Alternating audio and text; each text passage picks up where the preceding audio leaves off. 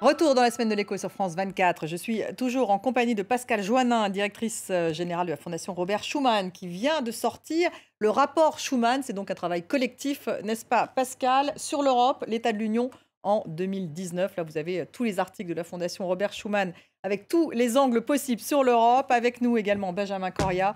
Bonjour, rebonjour, membre des économistes atterrés et professeur à Paris 13, Denis Jacquet, entrepreneur et fondateur du mouvement Day One, et on va parler de la taxe sur les géants mondiaux du numérique. Cette fameuse taxe GAFA, elle a été adoptée en première lecture à l'Assemblée nationale. Cette taxe, elle est 3%, elle représente 3% du chiffre d'affaires des géants du numérique. Simple et efficace selon Bercy, complexe et risqué pour ses détracteurs. On écoute tout d'abord Bruno Le Maire et on en débat ensuite.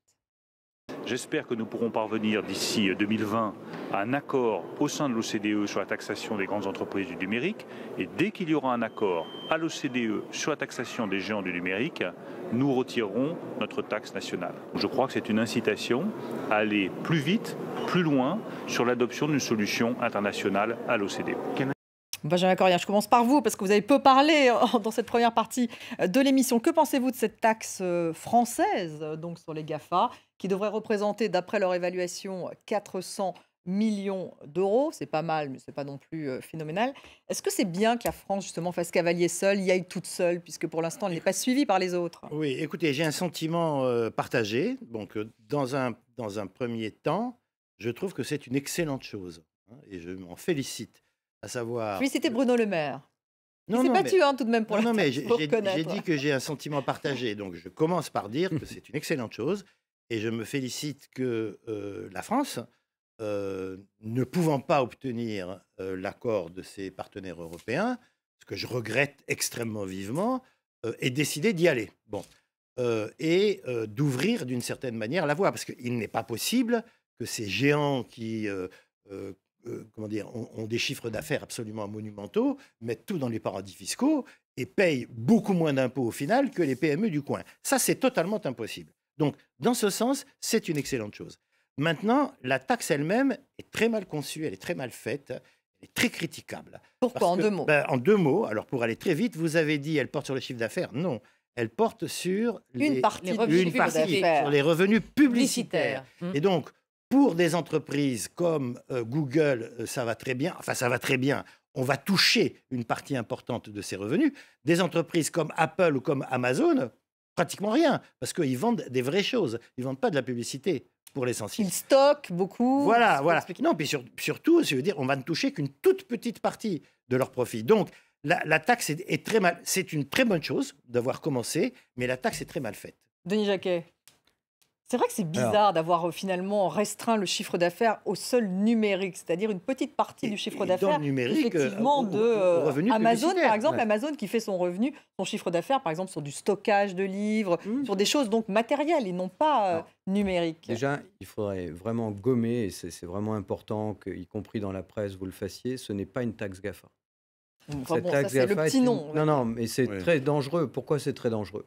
Elle s'applique à d'autres. Aujourd'hui, pour une toute petite, minuscule partie du revenu de trucs, on va juste pénaliser par une double peine incompréhensible tous les Français. Non, Criteo, d'après ce que donc, c'est notamment Criteo qui va s'en prendre plein les dents. Bon, le bon français qui est coté au Nasdaq, pour le rappeler. Donc aujourd'hui, toutes les boîtes qui payent leurs impôts en France, qui ont leurs salariés en France, qui n'ont rien à se reprocher, sont les victimes collatérales, mais les plus touchées, que ceux pour qui, enfin, pour Google aujourd'hui, payer 50 ou 60 millions de plus, pour Le Bon Coin, payer 7 millions de plus, c'est infiniment plus douloureux. Alors en quoi Le Bon Coin est-il affecté? Je pensais parce que tous les sites de relations de mise en service, et là c'est un site de relations de mise en service, sont touchés. Et quand, alors, je ne sais pas si je devrais le dire, mais en réalité quand on a dit à Bruno Le Maire, mais pourquoi cette taxe, à ce moment-là, faites un truc qui est vraiment fait sur ceux qui ne payent pas, c'est-à-dire les GAFA, effectivement, qui aujourd'hui, par des mécanismes, alors soit en utilisant l'Europe, à Dublin, qui est quand même en Europe, le Luxembourg, la Hollande, etc., qui ne payent pas, trouver un mécanisme pour aller les taxer comme la commissaire européenne l'a fait, avec des pénalité pour non-concurrence. Il y a plein de raisons pour trouver un moyen, mais pourquoi mettre une taxe qui punit des gens qui n'ont rien à se reprocher? Aujourd'hui, Quant, qui fait de la publicité aussi, mais qui pour l'instant perd de l'argent, va quand même réussir à payer une taxe sur son chiffre d'affaires alors qu'il ne gagne même pas d'argent. Airbnb, Uber, Booking, eBay, je cite tous les autres qui vont également devoir payer. Qu'est-ce que vous a répondu, Bruno Le Maire? Bruno Le Maire a dit, alors je ne citerai pas quelle boîte ça concerne, il dit, ça va vous coûter quoi, 7 millions par an? Bon, allez, Non.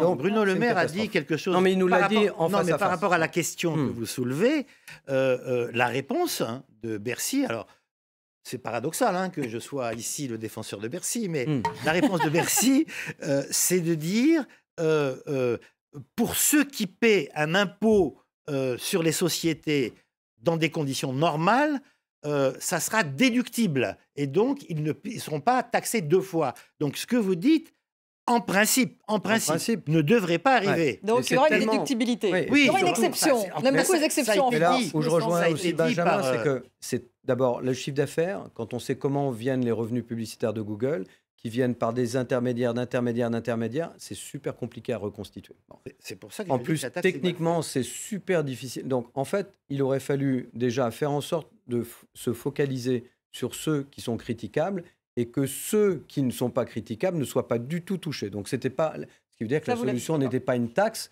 mais une sorte de redressement fiscal qui devait s'adresser. Je veux dire, tous les jours, vous et moi, on reçoit la visite très agréable d'un contrôleur d'impôts. Si vous n'avez pas décléclaré, tu es redressé et tu payes. Pascal, est-ce que c'est, pour rebondir tout de même sur ce que vous venez de dire, est-ce que c'est l'égalité devant l'impôt qui fait qu'on a inclus d'autres groupes, peut-être? Parce que c'est très difficile de faire une taxe juste sur quelques individus. On est obligé de le faire pour la collectivité.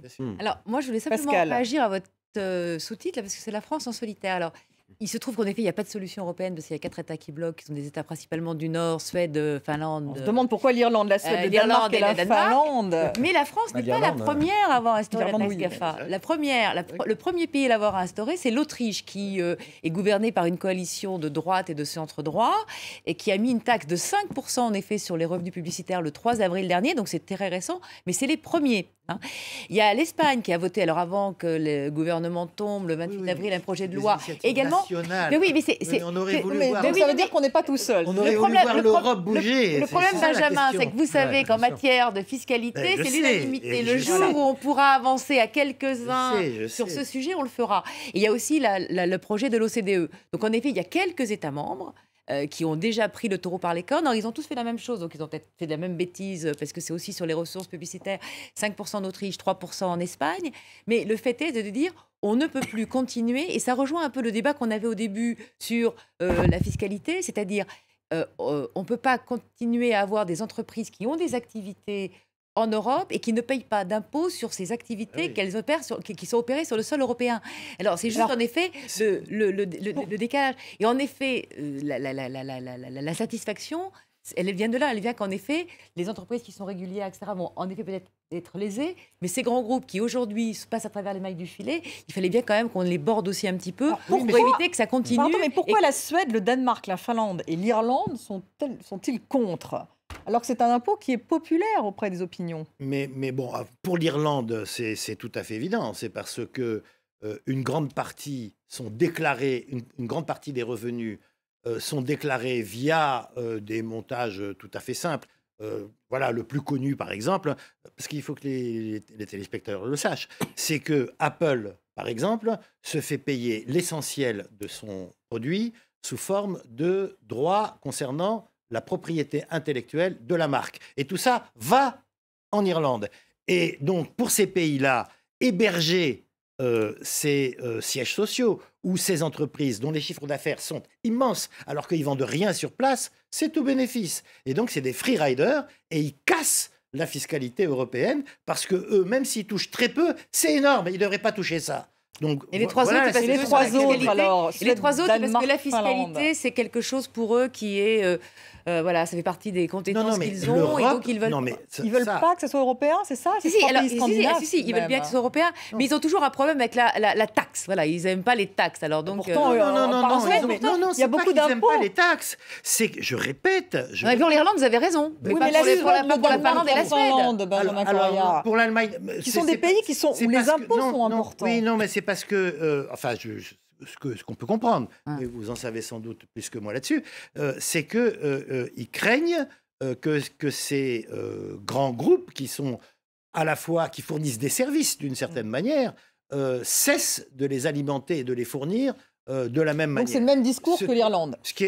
C'est pas exactement le même, parce que l'Irlande, c'est pour gagner de l'argent. Oui, l'Irlande, elle a les sièges sociaux. L'Irlande, elle a les sièges sociaux de l'Union européenne. Bien sûr. Non, il faut quand même savoir que ces entreprises, elles ne vont pas quitter l'Europe, parce que c'est pour elles le marché le plus important. Mais c'est ma conviction. 500 millions de d'ailleurs, elles ne s'opposent pas vraiment à ces taxes quand on les entend. Non, mais je voulais dire, ils font du lobbying pour qu'elles soient le plus bas possible. Je voulais dire une chose. La vraie justice, ça consisterait à faire payer ces entreprises au prorata de leur chiffre d'affaires dans les pays. On est loin, là. Mais voilà. Mais à partir de ce moment-là, l'Irlande n'aurait plus rien à dire, le Danemark serait satisfait, etc. Donc, bien sûr, ils perdraient. Mais il y a une fiscalité juste possible, le chiffre d'affaires dans le pays. Mais il faudrait qu'elle se fasse soit au niveau européen, soit alors au niveau mondial, sur l'OCDE. Voilà. La raison pour laquelle ils l'ont appelé taxe GAFA, c'est on a discuté avec plein de députés ces dernières semaines, ils disent c'est populaire, les gens vont dire qu'on taxe les méchants Américains qui s'engouffrent dans des paradis fiscaux. Et ils ne voulaient surtout pas que nous, on dise que ce n'était pas une taxe GAFA, parce que du coup, on allait découvrir que les Français allaient trinquer, les Européens aussi. Donc, on a dû se battre incroyablement pour qu'ils disent oui, bon, bah d'accord, c'est une taxe sur le numérique. Ah bon, les Français payent aussi. Alors qu'en fait, pour moi qui ai démarré ma carrière dans la fiscalité, il y a un truc très simple, on recalcule votre base fiscale. Donc, le contrôleur, il vient, il dit ah bon, Google, au lieu de déclarer 400 millions, vous faites 2 milliards, ce qui est la réalité de ces recettes en France, eh ben vous payez sur 2 milliards. Alors pourquoi ne le font-ils pas, Denis Jacquet ? Mais c'est incompréhensible. Il n'y a pas besoin de mettre en place une taxe. Mais moi, je vais vous dire pourquoi. Parce qu'il n'y a pas que des multinationales américaines, il y a aussi des multinationales européennes qui bénéficient absolument des mêmes montages à l'intérieur de l'Europe ou à l'extérieur de l'Europe et qui ne sont pas du tout favorables à ce qu'on établisse une fiscalité juste. C'est très simple. L'évasion fiscale globale qui est attaquée dans ce cas. Et donc le lobbying de ces multinationales auprès de la Commission et auprès de l'Europe est tel que il n'est pas question qu'on bouge à on n'a plus le temps. Très honnête que des géants. Pascal, un petit mot, on n'a plus le temps. Mais des géants du numérique européen, on n'a plus le temps, on déborde. Mais l'Europe n'est pas blâmable parce qu'elle a quand même suffisamment, via Marianne Vestager, tapé sur les GAFA en général. Et là, en effet, il va falloir qu'on trouve une solution européenne. Merci. Il en manque peu, on va y arriver. On continuera bien sûr à parler de ce sujet. Pascal Jouannin, Benjamin Correa, Denis Jacquet, merci à tous les trois. Merci à vous de nous avoir suivis. Et restez avec nous sur France 24.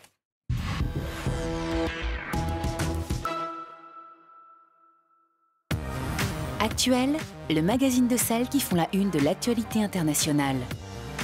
Femmes d'influence, militantes des droits humains ou victimes de discrimination. De Paris à New Delhi, de Washington à Tunis, chaque semaine, Actuel met en valeur des femmes qui, au quotidien, s'engagent pour faire bouger un monde largement dominé par les hommes. Actuel, présenté par Virginie Hertz, à voir sur France 24 et france24.com. Pour savoir si vous allez ramasser vos œufs sous la pluie ou au soleil, suivez la météo avec Gamme Vert. Gamme Vert, numéro 1 de la jardinerie.